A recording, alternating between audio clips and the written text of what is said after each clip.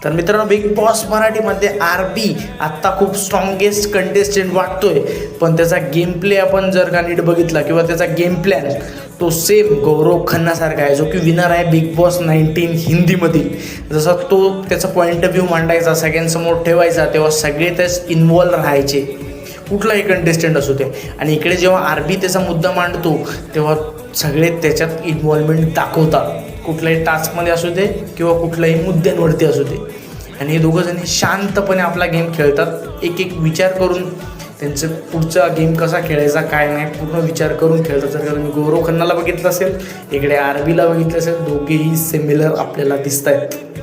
आणि यांना सगळं माहिती आहे, हे रुजलेले ॲक्टर आहेत दोघेही, यांना माहीत आहे कुठला कार्ड कधी खेळायचा.